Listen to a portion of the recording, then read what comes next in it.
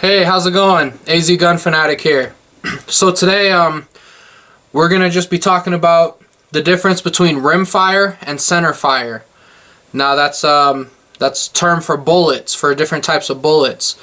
So we're gonna talk about kind of the history of a few different things, what's the difference, stuff like that. So let's go ahead and get right into this. So most people who are around guns and are into guns will probably know this, but I'm sure there's some people out there who have maybe heard these two terms before, rimfire and centerfire, and they might not know exactly what that means. I know the first time I ever heard about a rimfire, I didn't know what that was. My buddy had explained to me that he was worried if you dropped a .22 bullet, if you dropped it on its end here onto the ground or anywhere, that it could possibly fire.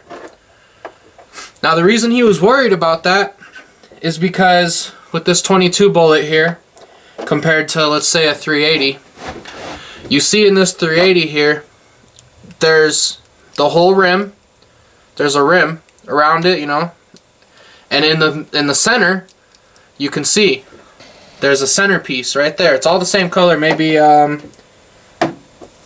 here, this 12 gauge shell has a better representation.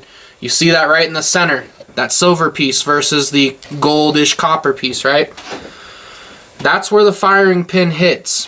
When you pull the trigger, the firing pin hits that center piece, ignites the primer and the gunpowder, and boom, your shot goes off. Same with the .380. It hits that little center piece. It hits right in the center.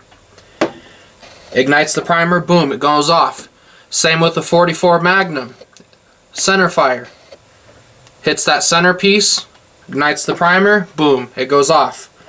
But with a .22, a little itsy bitsy .22 round, it can hit anywhere on this back part, anywhere on the rim. That's why it's called a rimfire versus a centerfire.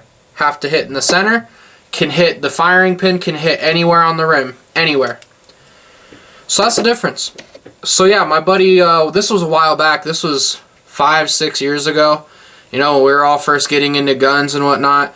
He was worried that if you dropped the bullet and it landed right on its rim, that it could go off. I've never had it happen. I can also never say. I have dropped .22 ammo plenty of times, but I've never been able to tell if it dropped perfectly on its rim. But yeah, that's the difference. So little recap. Hits in the center, that's a center fire. It can hit anywhere on the rim, and when I say it, the firing pin, when you pull the trigger, can hit anywhere on the rim to ignite it and shoot the bullet. That's a rimfire. So I guess first we'll talk about a little bit about the history of rimfire and the .22 bullet. So your basic rimfire calibers would be .22 short, which is this little guy, versus .22 long. I think I've showed that before in a video. But anyway, your basic rimfire calibers would be .22 short, .22 long. Your .22 magnums, your .22 that would be .22 WMRs, your Winchester Magnum rimfire. There's the 17 HMR, that's the Hornady rimfire, the Hornady Magnum rimfire, whatever. And then there's the 17 HM2, which is the Hornady Mach 2. And then there's a 5mm Winchester, no, 5mm Remington rimfire Magnum. So those are all your rimfire bullets. I'm sure there's a few out there. I know there was a long time ago, back in the like 1800s, there was some bigger calibers of rimfire, but they were discontinued in like 1935, I want to say, somewhere around there. Bigger caliber rimfires were discontinued then. I don't have any 17 HMR bullets to show you, but you know, I do have the .22 long rifle, and I do have the .22 short. There's also, like I said, the .22 Magnum, the Winchester Magnum rimfire. But the .22 long rifle was developed in 1887 by Stevens Arms. I believe they developed it based off the .22 short. The .22 short dates back to 1857. I'm pretty sure all they did was they just you know, decided to lengthen the casing, and you know, a little bit more powder, a little bit more bang. So yeah, the 22 long rifle, it took them 20 years, because it was 1887 that the 22 long rifle was developed, and then 1857 is when the 22 short was developed. So it took them 20 years to decide to make the long rifle. I'm not sure who developed the 22 short, but I know Stevens Arms Company is who developed the 22 long rifle. 1959 is when Winchester decided to go ahead and make the 22 Magnum. It's just a longer, it's not that long really, but it's just a longer bullet, longer casing, a lot more powder, a lot more powerful. So, you know, I really don't have a preference between rimfire and centerfire, although most rimfire rounds are small rounds. Actually, all rimfire rounds are fairly small. If you're getting up into 12 gauge, 44 Magnum, 380, those are all rimfire. I'm sorry, those are all centerfire. All your basic calibers, 9mm, 357, 38 special, you know, 40 cal, any shotgun round, whether it's a 12 gauge, 20 gauge, 16 gauge, those are all centerfire.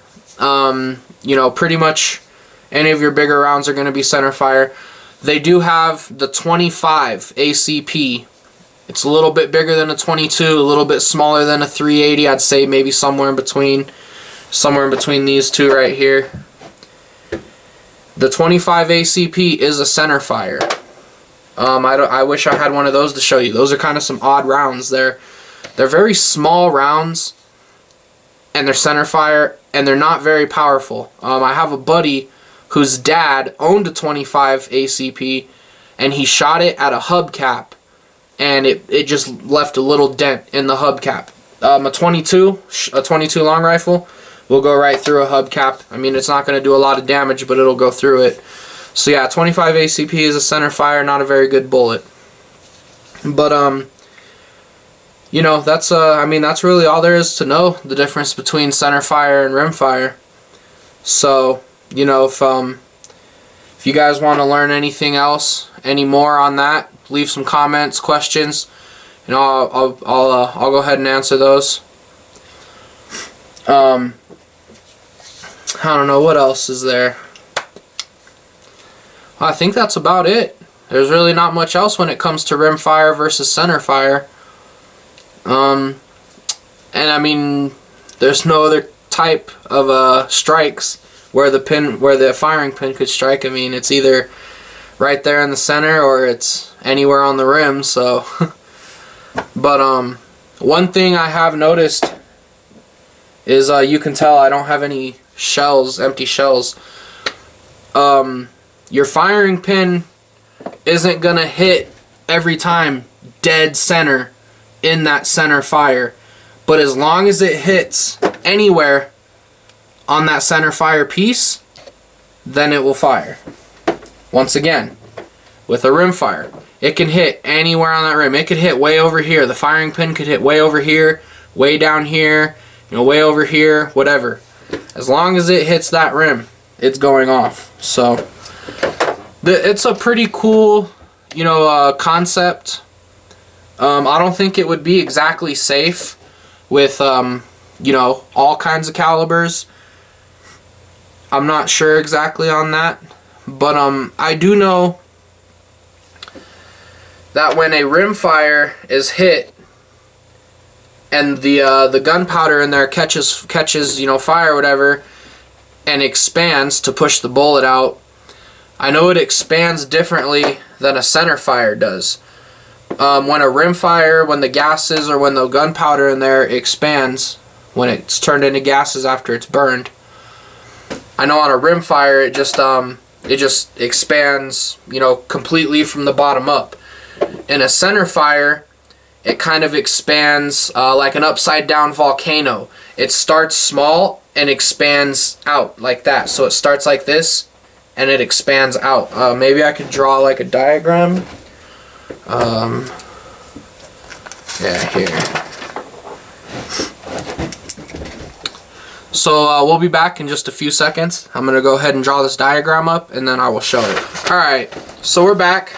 I've got my little diagram here. So we're just going to pretend that this is a .22 caliber bullet and it's a rimfire. We're going to pretend that this is a .45 caliber bullet and that it's a centerfire.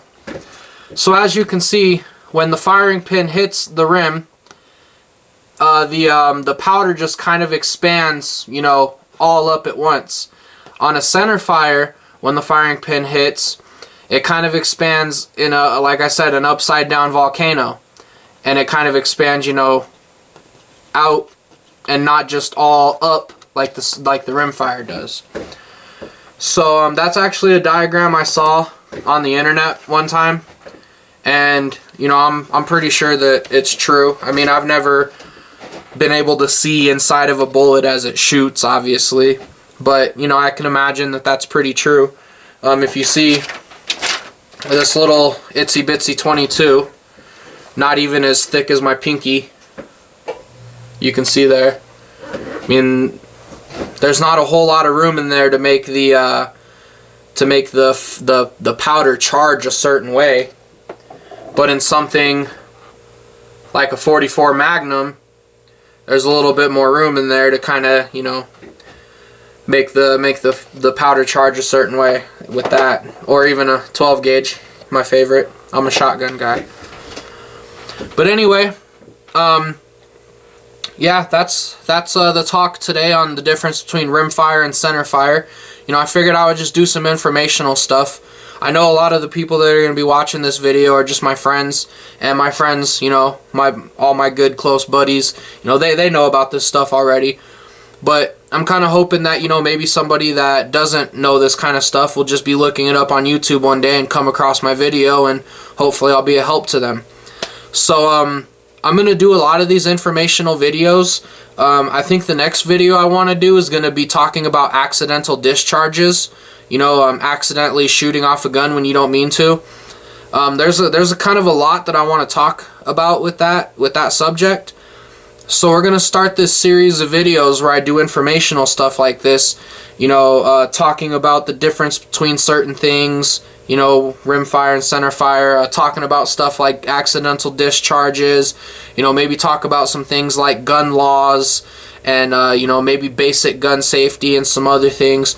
So we're going to call it Talking Guns, because we're talking about guns, we're talking guns. So anybody who watches my videos, if there's anything specific that you would like to see or hear me talk about, even if it's something I don't know, and you would like to see me do a video on it, I can look it up on the internet. You know, that's how I learned a lot of my stuff. So, also, I have a box of crayons here. We're going to be making wax slugs, wax shotgun slugs. So I'm not going to talk too much about that now. We'll talk about that in the actual video. But that should be fun. It should be fun to make those and have you guys watch me make them, and it should be fun to shoot stuff and watch things get destroyed by wax slugs. And you know, we got a bunch of different colors here, so you know, we'll be shooting the rainbow. But anyway, yeah, thanks guys for watching, and I really hope that my videos can help some, you know, a few people out there. And I have fun doing these videos, so guns and things that have to do with guns is just something I really love. It's a passion of mine. So anyway, that'll be all for today. Thanks for watching. AZ Gun Fanatic out.